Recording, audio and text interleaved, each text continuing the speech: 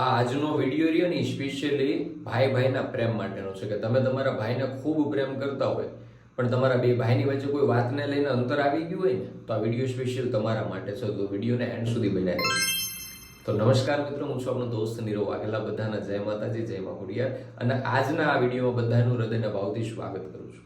મિત્રો, એક વ્યક્તિનો મને એવો મેસેજ આવ્યો હતો કે નીરુભાઈ, થોડા સમયથી છે ને હું મારા ભાઈ સાથે વાત નથી કરી શકતો. તો મેં એમને પૂછ્યું કે એનું કારણ, તો કે આમ તો હું મારા મોટા ભાઈને ખૂબ જ પ્રેમ કરું છું પણ અમુક એવી વાતોને લઈને અમારા બે ભાઈ વચ્ચે અત્યારે અંતર આવી ગયો છે. તો કે અમે એકબીજા સાથે વાત પણ નથી કરતા અને એ વાતનું મને ખૂબ દુઃખ થાય છે. તો આ વાત જ્યારે મેં સાંભળી ને એટલે ઘડીક વાર માટે તો મારું મગજ એકદમ હેંગ મારી ગયું હતું કે કોઈ વ્યક્તિ એના ભાઈ સાથે વાત કર્યા વગર કેમ રહી શકે. પણ હકીકતમાં આવું બનતું હોય છે. કારણ કે ક્યારેક છે ને દુઃખ બહારથી દેખાતું નથી હોતું પણ એ ઘરની અંદર છે ને કાયમની માટે જીવતું હોય છે. અને દુઃખનું નામ છે ભાઈ ભાઈ વચ્ચેના અંતર. અને ઘણા બધા સંબંધોમાં આવી ખટાશ આવી જતી હોય છે પણ કોઈ બીજા સંબંધો હોય ને, કોઈ બહારના અજાણ્યા માણસ હોય ને તો એક સમય હાલી જાય. પણ પોતાના લોહીનો સંબંધ હોય, પોતાનો હગો ભાઈ હોય, એની સાથે તો તમે વાત કર્યા વગર કેમ રહી શકો યાર. અને દરેક લોકોને એક વાત સમજવી જોઈએ, એક વાતને પોતાના દિલમાં બેહાડવી જોઈએ કે આખી દુનિયા કદાચ તમારા વિરોધમાં થઈ જશે, કે આખી દુનિયા કદાચ એમ કહેવાય તમારી દુશ્મન થઈ જશે ને તો એવા સમયમાં પણ જો નિસ્વાર્થ ભાવે તમને કામ આવશે ને તો એ તમારો ભાઈ જ આવશે યાર. કે અત્યારે ઘણા જગ્યાએ આવું બનતું હશે. મને તો એક વ્યક્તિએ કીધું પણ આવી તો ઘણી જગ્યાએ બનતું હશે કે ભાઈ ભાઈ વાત નહીં કરતા હોય. અને એનું એક જ કારણ હોય છે કે પૈસો અને પ્રોપર્ટી. મિત્રો, પૈસો શબ્દ એવો છે ને કે સારા સારા સંબંધને બગાડી નાખે છે. તો ક્યારેક ક્યારેક છે ને આ પૈસાને, આ પ્રોપર્ટીને બધાને સાઈડમાં રાખીને છે ને એ વાતને યાદ કરો કે આપણે નાના હતા ને તેથી એક થાળીમાં બે ભેગા બેહીને જમતા હતા. આપણે નાના હતા ને ત્યારે એકબીજાના લુગડા પહેરતા હતા. આપણે નાના હતા ને ત્યારે માનો પાલો ઝાલીને ₹1 માટે બે ભેગી જીદ કરતા હતા. અને આપણે ક્યાંય રમવા જવું હોય ને તો બે ભાઈઓ છે ને ભેગા રહેતા હતા. આ બધી વાતોને જ્યારે આપણે ભૂલી જઈએ છીએ ને ત્યારે આપણા મગજની અંદર પૈસા આવે છે અને પછી બધા ઝઘડા થાય છે. આપણે એ વાત તો યાદ કરો કે કોઈ બહારના વ્યક્તિ સાથે કોઈ માથાકૂટ થઈ હોય અને આપણા ભાઈને કોઈ તુકારો કર્યો હોય ને તેથી એની પહેલા આપણાને ગુસ્સો આવી જતો. તો આ ગુસ્સો જ્યારે આપણા મગજની અંદરથી ઓછો થઈ જાય છે ને તેથી આપણા મગજમાં પૈસો આવે છે અને પ્રોપર્ટી આવે છે. આ ભાઈઓનો ઝઘડો રહ્યો ને એક દાડામાં નથી થતો. એ તો ઘણા સમયથી અણબનાવ હાલતા હોય, ગેરસમજ હાલતી હોય ને પછી ધીમે ધીમે મોટું સ્વરૂપ લે.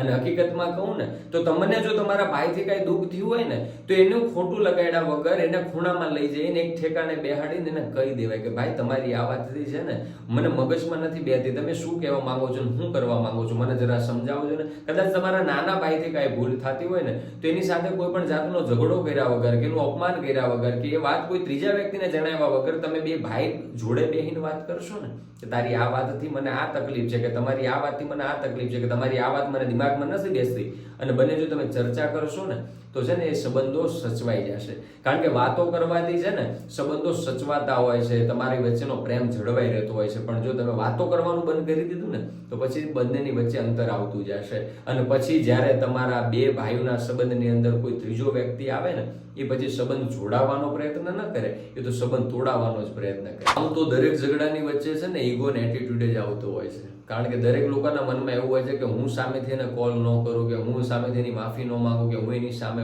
જાઉં નહીં, કે હું એની સામેથી વાત ન કરું.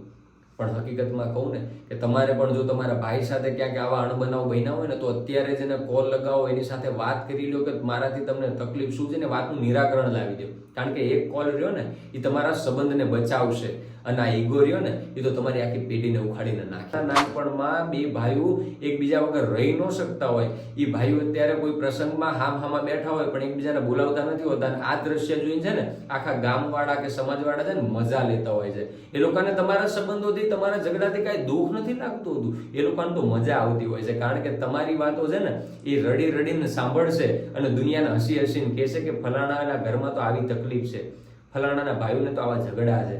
એટલે આપણા ઘરની, આપણા પરિવારની જો ઇજ્જત સાચવવી હોય ને તો જગતની વાતોમાં આયા કરતા ભાઈ સાથે મળીને એકવાર આ ઝઘડાનું નિરાકરણ કાઢી. કારણ કે જ્યારે તમે આવી રીતે બહુ દૂર હો ને ત્યારે આ બધું દ્રશ્યને જોઈને કદાચ તમારા મા બાપ હયાત હોય ને તો એને ખૂબ જ દુઃખ લાગતું હશે. અને એ છે ને કોઈને દુનિયાને કહી ન શકે કે મારા દીકરો આવી રીતે ઝઘડે છે, કે મારા દીકરાની વહુ આવી રીતે ઝઘડે છે. પણ એ તો રાતે અંધારામાં સૂતા હોય ને તેથી આકાશમાં જોઈને છે ને ભગવાનને એવી પ્રાર્થના કરતા હશે કે હે મારા નાથ, મારા બે દીકરાઓ બે ભેડા થઈ જાય, મારા બે દીકરાઓ એક થઈને જીવે. પણ હકીકતમાં કહું ને તો એમની એ પ્રાર્થના રહીને એ પછી બહુ સમય પછી છે ને એક ફરિયાદમાં બદલાઈ જાય કે હે મારા ભગવાન, મારાથી એવી શું ભૂલ થઈ કે મારા બધું જોવાના દિવસો આવ્યા. એટલે કદાચ દુનિયા માટે નહીં ને તો તમારા પરિવાર માટે, તમારા મા બાપ માટે, તમારા આવનારી પેઢીઓ માટે કે પેઢીઓમાં જાજા અંતર ન કરવા હોય ને તો આજે જ તમારા ભાઈ સાથે મળીને તમામ ઝઘડાનું નિરાકરણ કાઢી લેજો. કારણ કે લંકાના પાદરમાં જેથી રામ અને રાવણનું ઘમાસણ યુદ્ધ જામ્યું ને અને 10 માથાનો રાવણ જેથી ધરતી માથે દાખણ થઈ ગયો અને રાવણથી રામને એવું પૂછાઈ ગયું કે હે રામ, તારી કરતા મારી પાસે શક્તિ વધારે છે, તારી કરતા મારી પાસે સંપત્તિ વધારે છે, તારી કરતા મારી પાસે સૈન્ય વધારે છે, છતાંય આજે હું હારી ગયો અને તું જીતી ગયો એનું કારણ તો કે. અને તેથી મર્યાદા પુરુષોત્તમ રામને કહેવું પડ્યું હતું કે ભલા માણા, જીતવા માટે તો પોતાના ભાઈઓ ભેડા હોવા જોઈએ. દુનિયા આખી ભેડી રાખે કાંઈ ફેર ન પડે. તમારે અઢળક મિત્ર હશે કે તમારે કરોડોની સંપત્તિ હશે કે તમારા મોટા મોટા માણસો સાથે ઉઠક બેઠક હશે, પણ હકીકતમાં કહું ને કે જ્યારે તમે દુનિયા છોડીને જાશો ને ત્યારે દિવસ આ રૂપિયા કે આખું જગત કામમાં નહીં આવે, પણ તમારી નનામીને કાંધ આપવા માટે તમારા ભાઈની જ જરૂર પડશે. એટલે દુનિયાને પ્રેમ કર્યા કરતા છે ને તમારા ભાઈઓને પ્રેમ કરી દો, તમારા પરિવારને પ્રેમ કરી દો. કારણ કે આ દુનિયા રહી ને તો સ્વાર્થની દુનિયા છે. કદાચ તમે ઝઘડા કરતા હશો ને તો દુનિયાને તો મજા જ આવતી હશે, એ લોકોને તો આનંદ જ આવતો હશે, પણ આ ઝઘડામાં લોકોને મનોરંજન આપ્યા કરતા પોતાના ભાઈને પ્રેમ આપો ને દુનિયાને બતાવી દો કે ભાઈ ભાઈનો પ્રેમ શું છે. તો દરેક લોકોને એવી નમ્ર વિનંતી કરું છું કે જો તમારે પણ તમારા ભાઈ સાથે ક્યાંક અણબનાવ બન્યા હોય ને તો બધાને 2 હાથ જોડીને નમ્ર વિનંતી કરું છું કે અત્યારે જ તમારા ભાઈને કોલ કરો અને એને ગળે લગાડીને એટલું કહી દો કે આઈ લવ યુ બ્રધર, હું તને ખૂબ જ પ્રેમ કરું છું, મારાથી ઘણી બધી ભૂલ થઈ હશે પણ હવે મારી બધી જ ભૂલને માફ કરી દે. કારણ કે ઝઘડોમાં વાંક તારો હશે કે વાંક મારો હશે, પણ સંબંધ તો આપણા બેનો છે.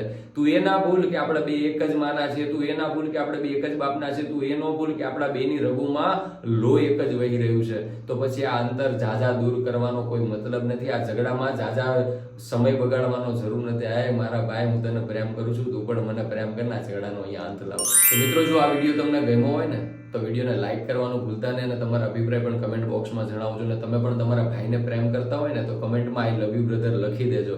અને આવા જ અવનવા વિડીયો જોવા માટે મારી ચેનલને સબસ્ક્રાઇબ કરી દેજો. તો એની સાથે આ વિડીયોનો અહીંયા જ એન્ડ કરું છું. તો બધાને જય માતાજી, જય મા ખોડિયાર.